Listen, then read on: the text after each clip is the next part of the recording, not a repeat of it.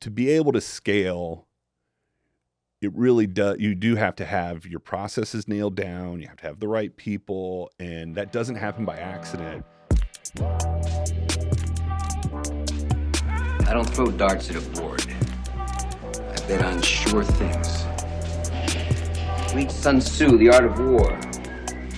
Every battle is won before it's ever fought. Think about it. Welcome, closers, to another episode of the Profitable Property Management Podcast. Today, I have Clay Lehman from Resolute Property Management. Yep. Clay, thanks for coming on the show. Hey, man, this is awesome. I'm stoked to be here, for real. All right, well, let's get into it, man. Where are you from originally, Clay? So I was born and raised in Tallahassee, Florida. Went to Florida State University. When I graduated, moved over to Jacksonville. My education was accounting, so I went to work for Arthur Andersen, a big accounting firm. Moved around a little bit, Orlando, and then ended up in Ocala, Florida, which is where I am now. But it does sound like you were a Floridian through and through. Oh, yeah. Born and raised. Have you ever lived long-term anywhere else? Other than a year, a very, very fun year at the University of Alabama, my freshman year. No, I've lived in Florida my whole life. What did you study at school? I studied accounting, and I got my master's in accounting information systems. Okay, well, it sounds like a pretty bold commitment to accounting. How did we get from there to into this dark world of property management? So accounting came about. My dad's was a CPA, and he told me early on, he said, son, you can go from accounting to do anything, but you can't go from anything to do accounting. And I do feel like that I've been fortunate to have that background, because as I've learned, that's a struggle a lot of times for small business owners, is understanding their numbers. And honestly, I'm not the greatest numbers guy, which is ironic, with that background. But, it has been very helpful. So, when I moved to Ocala, it was to be the controller for Pulte Homes. And then I went from there to work for a mortgage lender running their REO department. So it was a more direct real estate experience. So, basically managing their foreclosures. And then in 2009, I started my own asset management company, so managing foreclosures for hedge funds. And then connected to that, we started a real estate brokerage. And that grew into property management, which was really kind of a side gig, hustle, whatever, until about 5 or 6 years ago, when we really decided to invest in it being a business of its own, which is when we started Resolute Property Management. Oh, man, you're moving real fast. My bad. Let's go back to Pulte. Okay. Pulte, let's start here. What's the difference between a bookkeeper, a controller, and a CFO? Well, a controller has the coolest name of the three things you've mentioned, okay? So the controller basically runs the accounting department. So the bookkeepers would report to them. My approach to being the controller was really to not do any work. So I didn't want to be the controller. I wanted to be the CFO. So the CFO, to finish your question, or to finish the answer to your question, is more holistically looking at all of the finances and really looking forward. Accountants looking back. You're a scorekeeper. You're looking at what has happened. A CFO is looking at what can happen. And so that's more what I wanted to do. So I was taking the job of controller and having the people that work with me do it. Basically the way I always approach my job is, I don't want my job. I want my boss's job. I want them to move forward so that I can do their work. And then I assume the people that work for me want my job. So I train them to take that on. And that's always the way I've approached work. So this role of the controller gives you access into the financials, the model of Pulte. What was that stint? How long was that stint for? I was there for 3 years, 2005 to 2008. What do you take away? Did that access into that business model pique your interest? I mean, I never wanted to be a builder, but it was amazing training for real estate, because I interacted with all aspects of the business. So from, the ins and outs of the accounting, obviously, but also land development. That was fascinating to learn more about, the process of purchasing raw land, developing that land into, the infrastructure that's needed to build houses. Then dealing with working with the purchasing department and understanding how they price out all the various aspects of the home. Then working with the marketing and sales group to understand better how they attract people into the business, and then what, the way that they can incentivize people.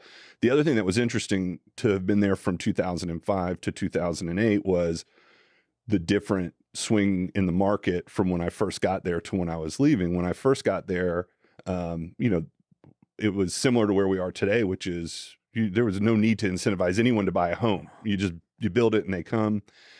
And now, or later on in the stint, it started to get to where it was like, oh, okay, we actually have to work to sell homes, you know? So it was interesting to see that.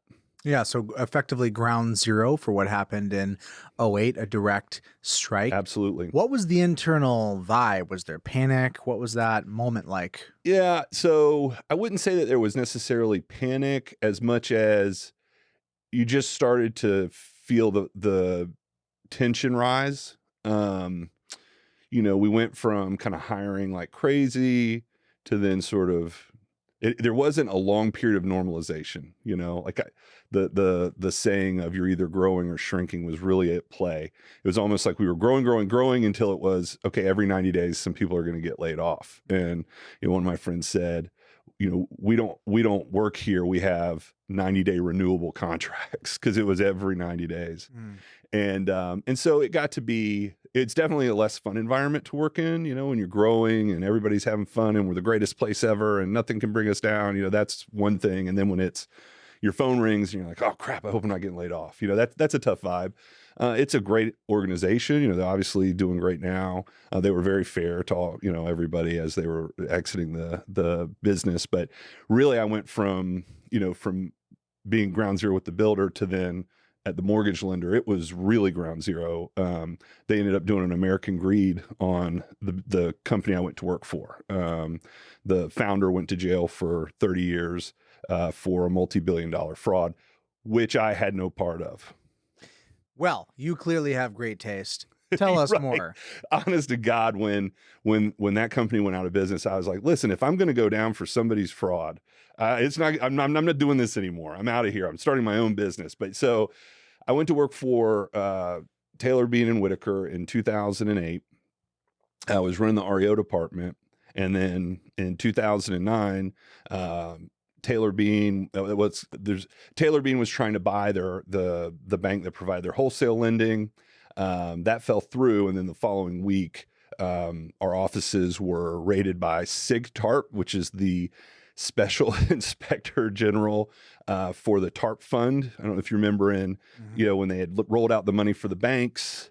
And so that was on a Monday. And by Wednesday, we were totally shut down.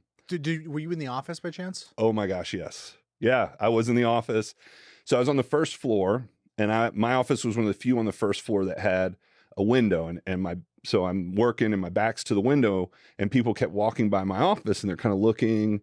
And I'm like, what's going on? And so I turned around, I looked out the window, and there were all these cars lined up along the sidewalk. And my only thought was, man, you know, my boss is going to be so ticked because he hated it when people parked there.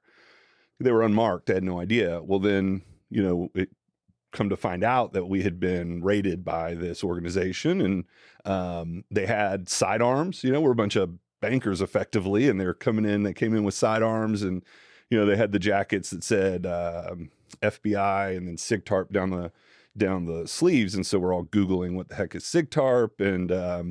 And so anyways, yeah, it turned out that there had been a fraud perpetrated, and they shut us down. Now, sometimes you wind up in circumstances like that, and there's shock. In other places, you retroactively start piecing some things together. What was your immediate kind of gut reaction to that? Well, I was surprised. There are definitely things where I'm like, this thing that was just kind of weird now seems like maybe in context it makes more sense. But never was I ever thinking, you know, there's some shenanigans going on. You know, there are a lot of really good, hardworking people there, and you know, it was very disappointing. I think there was a sense of shock. There was never a sense of, oh, okay, got it. You know, it was really. Honestly, so I ended up staying on with the bankruptcy trustees that came in to unwind the assets. And, you know, I got a peek behind the curtain a little more as, you know, the case was being built against the folks that ended up getting prosecuted. And it was really surprising. I mean, at the end of the day, they were basically, you know, selling their loans to multiple. They were taking loans and saying, okay, you know, you own this loan. So, you know, Fannie Mae would give them money, and then, U.S. Bank would own the same loan, and so it was basically a very complicated Ponzi scheme. And when the winds shifted, the house of cards came down. Okay, so how long was that stint for in total? I was with Taylor Bean for about 11 months, so just under a year, and then I stayed with the bankruptcy trustees for another year after that. Okay, so maybe a little PTSD from that experience. Surely there had to be a little bit of baggage just kind of in the moment, but you pivot. And at this point, is this when you transition into coming to the conclusion that if you're going to work this hard and with this much on the line, you might as well do it for yourself? Yep. So that's when I started Resolute Asset Management, which was an asset management firm that worked primarily with hedge funds to manage foreclosed assets nationwide. So we would do everything from, when foreclosure sale occurred, your first step is typically to do an occupancy inspection, all the way through to then we would manage the closing. So we did everything. It was basically as if, if you owned a home, in Kalamazoo, Michigan or whatever, we would do the steps on behalf of the owner that you might do. Hire the agent, evaluate for repairs, just all that stuff. So everything from the acquisition to the disposition to the ongoing management. Exactly. And now your client profile, how does it look different than your client profile at the time, which sounds like it was primarily institutional? It was 100% institutional, very limited number of clients, so high exposure to any type of, shift in client, concentration mix. Exactly. So we had a concentration of revenue risk. Never really bit us, but could have. So now, we're managing, around 400 units, probably 220 some odd owners, very few that have more than 3, 4, or 5. No institutional clients at this time in Resolute Property Management. And did that just kind of happen, or was that an intention? How did that shift happen? I mean, I wouldn't say it was necessarily intentional. It's such different businesses. So I was very intentional about needing to diversify. So from 2009 till about 2013 or 14, I was like totally a one-trick pony. We did asset management. We did it for a handful of clients. And as the foreclosure winds, changed at various times, we'd have great times and we'd have bad times, and there was really nothing to offset that. So I was very intentional in that I did not want to be subject to that cycle anymore. I wanted to diversify my revenue streams so that I could, weather that and not have to have the stress of growing and shrinking. And so we, did a couple things. One is, we have our brokerage, and we started working on that growth. And then, we implemented or rolled out Resolute Property Management as its own entity and approached it from more of a corporate business standpoint versus the kind of good old boy, I'm going to manage everything. We had a property manager that was great, and he grew us to about 80 doors, but he wanted, his way of doing things, everything, he was going to do everything, not really through a team, and nothing wrong with that. It was fine. He decided to pursue another opportunity. And it was at that point that I had to decide, am I going to replace the way we were doing things exactly the same, or do we take it in a different direction? We decided to take it in a direction that we felt we could scale more. And so what did that look like? So it looked like, hiring more for growth and less. So where we were going to have, a property manager, but then we wanted to do sort of more of a departmental approach, because we felt like with the property manager controlling everything, we just didn't have the room to grow. There was just only so much one person could do. And then it also took on, we had to take on more of a sales and marketing approach. I'm, as I mentioned, my background's accounting and operations. So to me at the time, sales and marketing is like, you don't need that, you just do a good job and people hire you. And so I learned the hard way that that's not how things work. And so by that time, I had understood that. And I undertook learning sales and marketing. That was my primary focus, because I didn't need anymore to be the operations guy. I had strong operators. We needed sales and marketing. And, I like to know, I know I can't know everything, and I don't want to limit my business to say I must be the expert in everything, but I don't like not knowing anything about things. Does that make sense? So like, I was not going to outsource my sales and marketing until I had a better handle on it. So I undertook, listening to podcasts, yours being one of them, and reading. I read a lot of the books that you recommended. And then just one of the big things for us was, taking on content marketing and so creating videos and blogs and frequently, just everything we could do to create content that people might engage with. And so through that process, what I was basically trying to accomplish is I felt like I had a strong operating entity and I needed to have a strong sales and marketing entity to equal that. And that's where we've gotten to. Yeah, the grammar sounds wrong with gotten to, but fair enough. We've arrived. That's where we are. I feel like we have very strong both. One of the things that I'm curious about is what is the unique advantage that you believe you have as a result of the background and previous experiences? You're no longer doing institutional, but surely that knowledge, that disposition, what did you pick up from there that maybe gives you a unique insider perspective that your competitor may not have?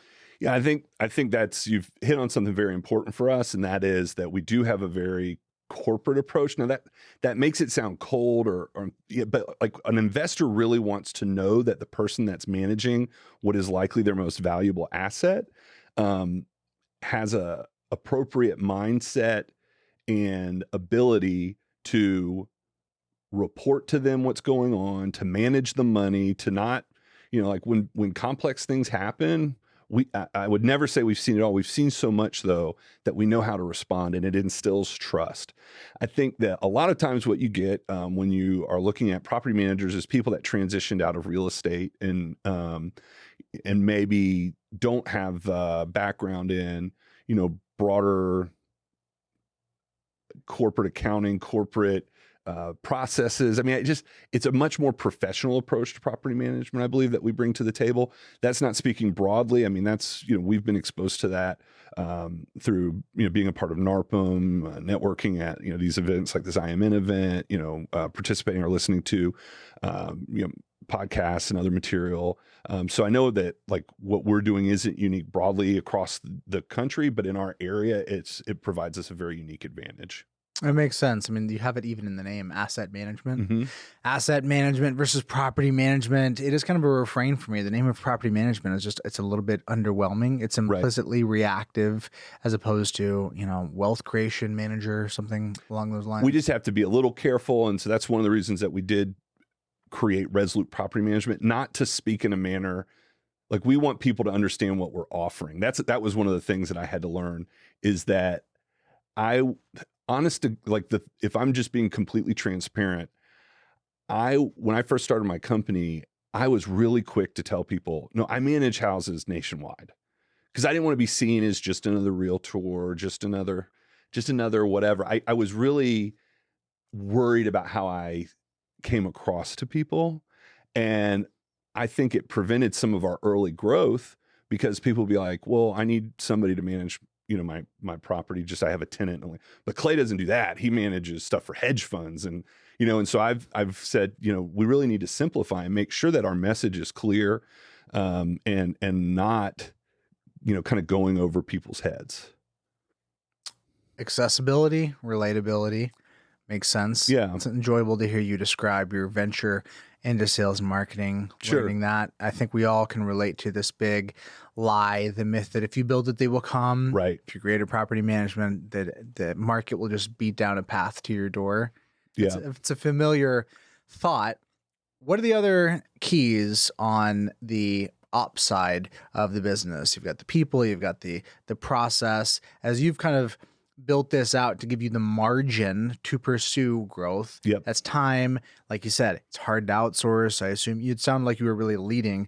What did you need to do to get the business sufficiently stable to give you some margin to have these other pursuits? Yeah, that's definitely something I put a lot of thought into because, to be able to scale, it really does. You do have to have your processes nailed down. You have to have the right people, and that doesn't happen by accident. We've spent a lot of time building out our processes, and we use Lead Simple to manage our processes. And it's been huge. It's made it really easy to make the next hire. That's the way I always express it, is that We want to be able to sit someone down at a computer and with very little training know that they could do their job. We do train. We spend extensive time in training, but we at least want to feel like when they log in, that we have provided enough direction through Lead Simple that they can, see what's the next task. Well, I don't really know how to do that. Well, great news. There's a little button that you press and it gives you the instructions, and you still don't know. Well, there's a video that's embedded that you can click on that'll show you how to do it. And so by dialing in the processes through Lead Simple, that's allowed us to scale and grow. We've also started hiring remote employees. We're a couple years. I feel like I'm typically a couple years behind the trends that are going on, and I'm okay with that. I love to see how other people have success and then be able to sort of imitate or mimic that. And so the remote team member hiring has been really helpful. That allows us to provide a higher level of service. And that was one of the things that we had success with early. So we were overstaffed effectively when we first started to grow. So, my asset management business was kind of winding down. I had some really strong employees, and I said, I don't want to make any changes. I don't want to lose these folks. I think they'd be excellent in these new positions. So we moved them over to property management. Well, we were overstaffed, but then we grew so quickly, we blew past that and became understaffed in what felt like a blink of an eye. And so now we're trying to be more deliberate in forecasting our growth and hiring in advance of that need, because we don't want to sacrifice our service levels. We want to maintain a high service level, but to do that, you can't grow by 50% and not also match that with additional staffing. Has staff placement or the profile of who you're hiring changed at all as a result of this process? As you're talking about remote, offshore, et cetera, has process influenced who you're looking for at all? Absolutely. I think, and this is intentional on our part, and I think it's part of what you guys try to do at Lead Simple, but by dialing in our processes, we don't have to hire, I don't know how to say it right. I don't have to hire as qualified a person because I have the backstop of the processes in place. For example, because a lot of the communication can be automated through Lead Simple, I don't have to worry about how's this person going to write an email to the owner when it's time for them to consider, whether they're going to renew the property or when the tenant maybe has indicated they're going to vacate. We need to know what the owner's intentions are. Well, I don't have to worry about what they're going to say. They're going to say what's exactly in the Lead Simple process. So it allows me to hire. I don't have to worry about, well, does this person have experience or qualifications quite as much as I used to. I love that. That makes sense. And thinking about building out and designing your processes, this is a journey that a lot of folks are trying to go through. Mm-hmm. There's different levels of aspiration and different levels of success. Oftentimes the entry point is being shown or demoed something that seems compelling. It's exciting. And really, you see it and you just have that aha moment that you can't unsee. The execution is where things get hairy. 100%. You've been through this. What did this just journey look like? Well, I can tell you that. So when I read the book Traction, I felt like they were totally describing my failures as an entrepreneur. I'm reading it and I'm like, because when I first started, having employees, and I've been a manager of people since I was like 27 or 28. And I started my business when I was 34. So I'd been managing people for a while, but I always felt like I was a really good communicator. And so when I started, having employees and they'd say, well, Clay, I didn't really understand what you said there. I'd think, man, why don't they get it? And then the next person said it. I'm like, well, why don't they get it? What's their problem? And then the next person said, I said, oh, well, maybe I could be the problem. And so when I read stuff like that and about like the whole thing where you have a million ideas that you implement 20% of the way and it frustrates you, like that's all describing me. So I tried to implement the system ClickUp. Okay. Mm-hmm. So I thought it was the coolest thing. I still think it's a great system, but I thought it through and I like did a presentation for my staff and I felt like, oh man, this thing is perfect. And then a couple weeks later, they're all like, we hate this. This is the worst thing ever. And so then I did the demo with Lead Simple and I thought, okay, how are we going to not have a similar failure? And it came down to the support we got from the Lead Simple staff to help us make sure that we didn't have similar kind of false starts. So we worked with Zach Bercumpus extensively to design our processes, test things. He taught me how to use Zapier. And so it was so helpful to have that support. And because we were more thorough in our implementation, I think it led to greater success. And in a scenario like that, where you're trying to implement something like a system like Lead Simple, success builds trust, which then builds more success. So when I went in with ClickUp, and then it's like, well, let me show you how this works. Oh, that failed. Okay, well, wait, no, hold on. Give me 5 minutes. I'll be right back. Oh, that failed again. That undermines the trust, from your employee team. That's like, man, you're trying to upset what I'm doing already, and what you're showing me doesn't even work. So when we came through with Lead Simple, it was really helpful that we had the support to build things out more thoroughly before we were kind of rolling them out. So that it's an intimidating thing to take on, going through and revamping your processes. But, if you keep the end result in mind, begin with the end in mind, you're making an investment that's going to save you so much time, money, effort. It's the ROI is, off the charts. So Lead Simple does provide pretty aggressive support. It's beyond just free support. There's paid. It can scale to whatever scale you want. Yep. But there are other technology companies that provide great free and extensive paid support. From your experience, what is the utility or the value of working with a vendor that actually had that context, as opposed to another technology vendor, let's say an identical tech stack, but with a staff that didn't actually have that property management context? Right. Yeah. That makes, so whenever you're trying to work with someone, and this is with any system in any industry, if you're working with a vendor that doesn't know your industry, you're not just teaching them about your processes or talking through your processes. You're also having to talk through industry speak with them and help them to understand how your industry works. The fact that Lead Simple, the team had that industry exposure and knew property management backwards and forwards, we're really just talking about the tweaks that we need to make for our systems. It makes it a lot easier. And I would say that's true, I'm sure, for anyone that works in property management that can offer implementation. To try and do it yourself, it's going to lead to a path of pain. So after this failure with ClickUp, you move over, you do the thing with Lead Simple. What did buy-in look like? I'm always curious about this conversation of the owner has their vision, their dream, their aspiration, then in many cases benefits the company and therefore by extension them. It's not always as obvious without some work, some thought, and some communication what the value prop is for the team member, the frontline staff that are going to be using it. What did your communication look like in terms of explaining how this was good for them? Yeah, that's so huge in the success of the implementation. Ultimately, if you don't have the buy-in of the people that are going to be the day-to-day frontline workers, you're bound to fail. So I started with my operations manager, who is by nature a skeptic. It's a healthy skepticism, and it's helpful for me in the context of traction. We have the visionary integrator relationship where she's the one that calls BS on my dumb ideas, And so, I started with her and kind of going through let me show you what we can do with this. And then taking her pushback and either, okay, she's right, let me tweak this, or let me overcome that objection. But we spent a lot more time working together to then roll it out to the staff. But I think once I had the buy-in of one of the skeptics, it happens to be the lead skeptic, but I think if you can just get the buy-in from someone that, the staff sees as maybe a skeptic or someone, because when it's coming from you, especially with my background with them, where I'm Mr. Rah, this is the coolest thing, let me drop this on you. See you guys later. I'm going to another conference where I can find 10 more things to drop on you.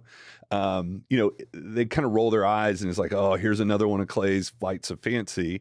Where when you can get the buy-in from that skeptic, it's, I don't feel like they don't trust me, but it's like the same old show with me. Whereas with her, it's like, oh, okay, this thing is real. It's not, Clay's going to run off and forget about it 2 weeks from now. Really relatable, really honest. Thank you for that share. I think that getting an internal champion makes so much sense. Somebody that can drive from the front lines. Exactly. The person that's gonna pay the price if it doesn't go well. On top of that, so in terms of the value prop, the benefit for the staff, what exactly would you communicate? Well, so what we communicated was definitely, bless you, So what we communicate in terms of a value prop to the staff was just helping them to understand how it would make their job easier and how it would help them, relieve some of the stress. I mean, there's just no two ways around it. Property management is a very stressful undertaking. And I feel like what we can do through our processes is improve communication, which is a contributor to stress. So when people don't feel like you're communicating well, whether that's an owner or a tenant, that undermines trust and increases stress. So by showing how it would improve communication, how it would eliminate certain steps, like especially being able to integrate with Zapier and create some of the rote documents that we have to create as part of our processes, how we use Google Drive and Google Workspace, and so that integration and demonstrating how much of their job would be made easier. I think that was a huge benefit that we were able to demonstrate for them. Makes sense. Yeah. I can see some of the upside for them. So you get things stable, you lean into the sales marketing side of things. Yep. Was that primarily you? Do you have somebody on staff either helping you with sales and marketing? Sure. So initially it was me. I hired somebody locally to help kind of come in as almost a pseudo marketing manager. And then we also started working with, we started working with Lead Simple as a CRM years and years ago. And so we've been using Lead Simple for our CRM. We worked with Brian Hughes with BizDev Mastermind. And I then hired a business development manager. So initially I'm making all the videos and, the things we primarily leaned on were making tons and tons of useful content filled, not sales pitchy videos. Never once are we saying, call us, or we're saying, here's our expertise. You can have it for free. But, oh, by the way, I'm with Resolute Property Management. So then we bring on a business development manager, and then we actually grew to a point where we felt like we needed both a marketing manager and a business development manager. And so now that's where we are today, where we have, somebody that's responsible for content and lead generation. And then on the other side, the business development guy is responsible for bringing them home. Bringing them home exclusively. They're just handling inbound? Yeah, for the most part. And so we're in the process. One of the new hires that we've just brought on that's a remote team member is going to be effectively an inside salesperson. So when the phone rings, he'll take the initial call, work to nurture it into an appointment, which in turn, I hope will relieve enough pressure on create margin enough for the business development manager where he's doing more outbound stuff. And what kind of lead volume are you dealing with right now? So that's a great question that I should know the answer to. I just know that we're closing right now between 20 and 30 a month. I as I was coming in, I'm like, man, Jordan's on his numbers. I got to know my numbers. I'm a huge fan of the prophet, Marcus Lemonis, and he's always like, you got to know your numbers. Totally. I'm like, yeah, I know, like, if I'm making any money, but anyways, yeah. So we're converting. I think we had 42 in July, which was huge month, and then about 20 to 30 a month. Yeah, so you can do the math from there. If you're closing 30 and you have a 33% close rate, which would be a really strong close rate, then you're doing 90 plus leads a month. Yeah, that wouldn't surprise. I mean, our area has grown so quickly. We kind of caught lightning in a bottle a little bit, like the mix of the timing of when we started really pursuing hardcore, getting our name out there, getting the marketing content really strong, investing in SEO, and coupling that with the way that our market has grown. We've been really fortunate. That does sound really aggressive in terms of churn and sales. What's the state of that in your market? Yeah, it's really like for the last 18 months, we see it on the Facebook groups and everybody saying, "Oh man, sales is such a, challenge in our market." And it's been like, "Oh, that stinks for you." But in the last 3 or 4 months, it seems like it's really cropped up in our area. So, we'll probably have 4, 5, 6 owners that we talk to, where they're considering sales. So our approach has been, it's going to happen. We can't pretend like it's not going to happen. Let's try to capture as much of that as possible. And do you have a brokerage function? We do.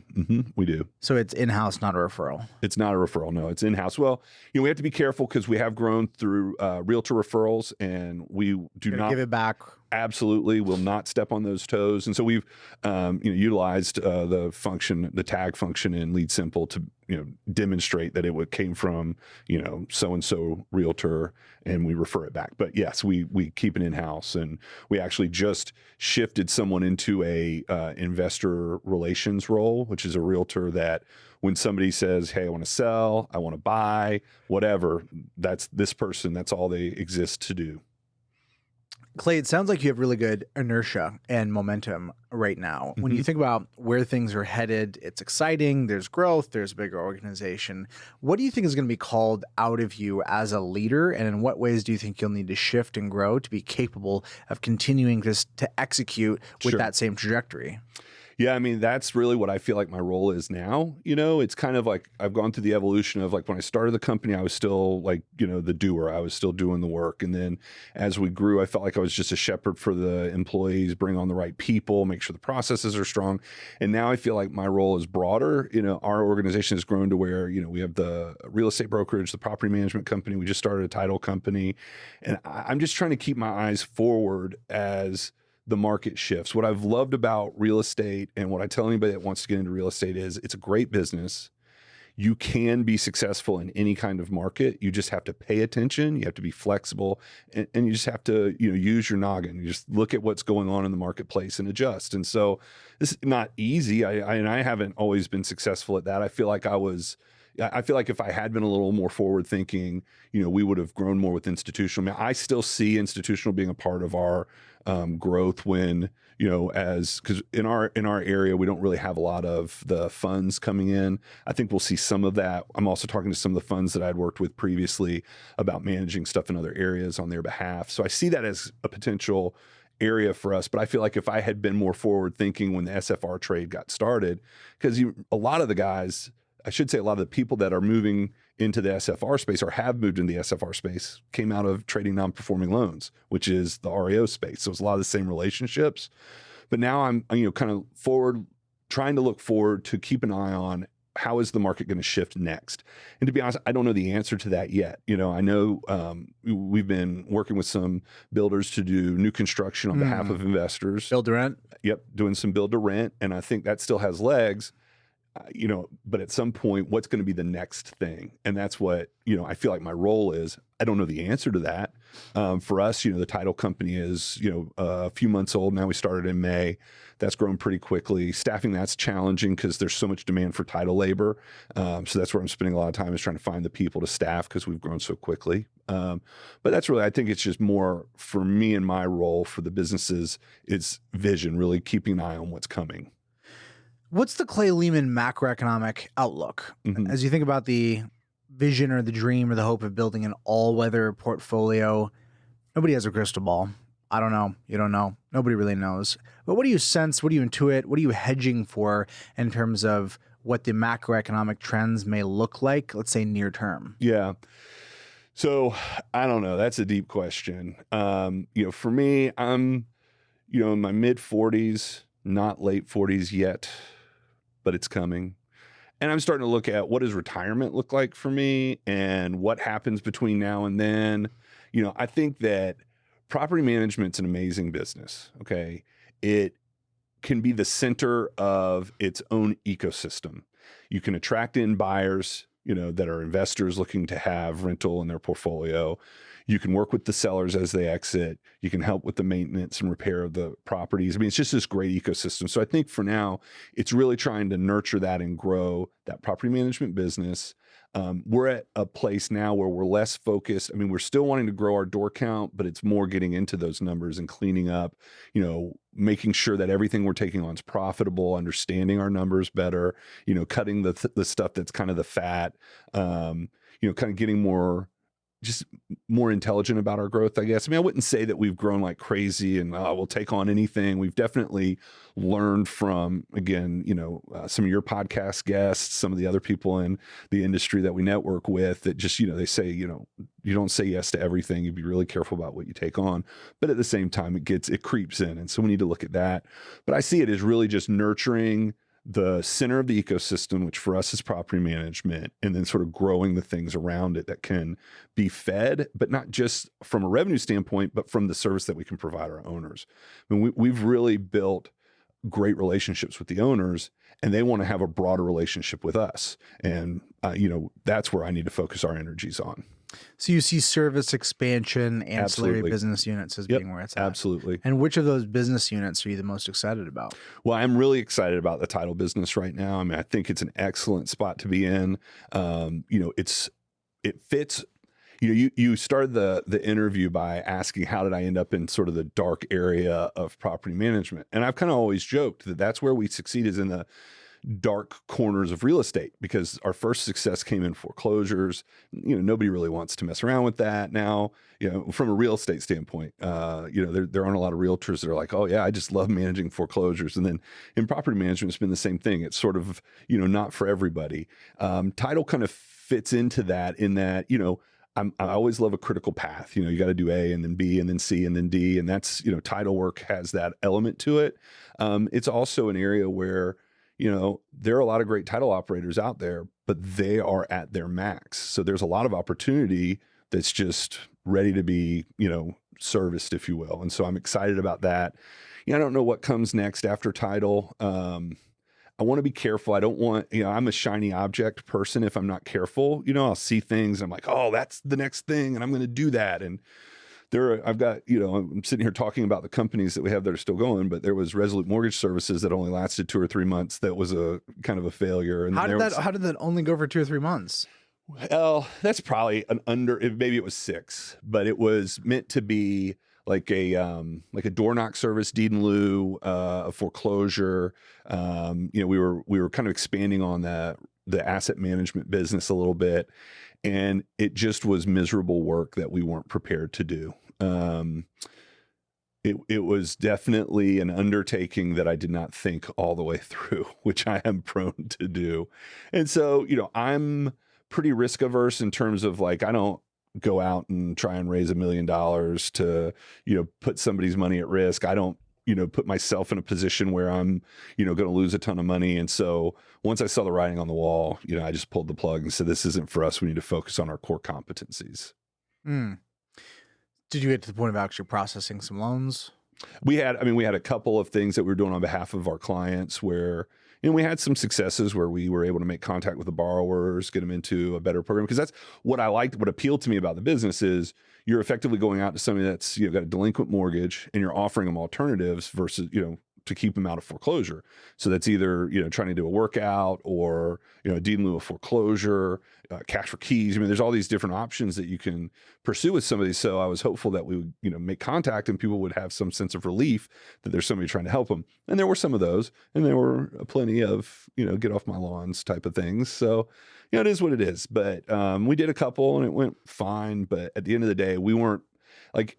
I'm very, very, very relationship focused. Okay.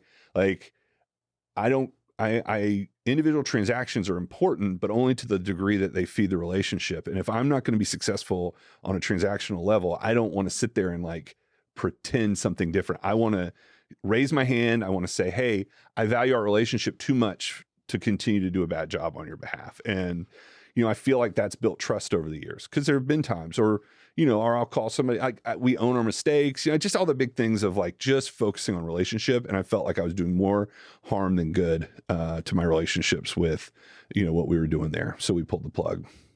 You strike me as a really candid person. Where does your candor come from? Were you raised that way?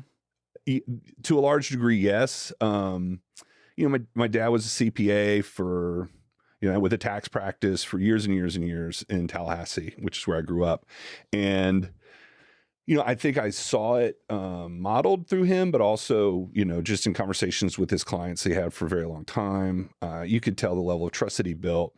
He always, told me, things should pass the newspaper test. If you do something, you should feel comfortable waking up and reading about it in the newspaper the next day. So that's always been kind of in the back of my mind. And then I half jokingly say I'm always honest because I can't keep track of lies. I'm not smart enough to like remember everything I said. So I'll just go ahead and stick with the truth. And then I've just learned through, through my various dealings, like, one of our biggest clients in our asset management business, she is a very tough person. In fact, in our first conversation ever, she told me she wanted to fire me, but couldn't. She was told she couldn't. She had to keep our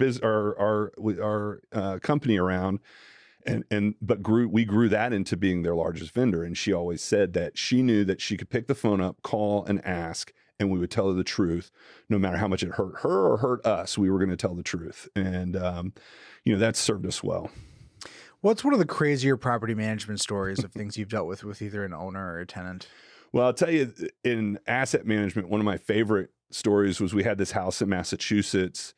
It was a vacant house, but we couldn't do repairs until squirrel mating season was over because some squirrels had taken up residency in the property. And during squirrel mating season, you weren't allowed to do anything. So we had the Squirrel Playboy mansion under our management, was how we referred to it. I swear that anytime you say, okay, I've seen everything, like you find out the next day that you spoke too soon. Kind of like a squatter's rights scenario there with the squirrels. Yeah, exactly. Like we couldn't do anything without the squirrels getting their reproductive work done. Every life experience, Clay, every circumstance kind of can I was going to say add or take away, maybe shift the lens of your humanity. Yeah. Being in this business, you have to have thick skin. Mm-hmm. And I've heard people describe certain experiences that they felt maybe kind of changed how they related to certain people, maybe some hardening, some softening. How has the day-to-day of property management and the things that you have to see at times, let's say evictions, et cetera, Sure. how has it kind of shifted or informed or changed how you relate to other people? I think you do have to be careful not to become overly skeptical. I think it's healthy to be skeptical, particularly in our business early on, after kind of getting taken advantage of a couple times with folks that provided circumstances that put off their eviction that then turned out not to be wholly accurate. That can really harden you and make you skeptical. The way that we explain things, so we're big on setting expectations. And when we talk to tenants, when they sign a lease, we want them to know that we are compassionate people. We are compassionate. We have compassion. We give compassion. We also have a legal document with rights for you and rights for our owner that we are going to protect. We're going to protect you. We're going to protect the owner. And at times that may seem like it comes, it's in contrast to compassion. We're going to extend you every bit of compassion we can. But it's going to come within the context of this, of this legal agreement that we're signing. We have to be a little bit tough, but at the same time, the coronavirus pandemic hits and we weren't seeking out, I think everything I've heard echoes that it wasn't nearly as bad in terms of defaults as we expected, but in the defaults we had, we were seeking, I think we may have been one of the most active property managers with the county in getting their money out to tenants in our area. So, we don't want someone's circumstances to end poorly for them. We want everybody to have happy ending, and we're going to do everything we can to get there.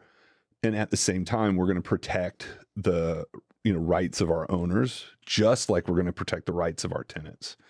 So, there've been a number of experiences where you could say, okay, see, that's what you get, where you might extend somebody time and then they go and file bankruptcy the next day or, whatever may happen.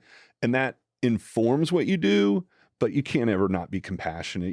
I just don't think you can be successful in life approaching things from a totally jaded sense of self and sense of others. Everybody's trying to do the best they can. It manifests differently and, from one person to the next, but everybody's just trying to do the best that they can. To the degree that we can work with that, we will, but, we still have to protect the rights of our counterparties.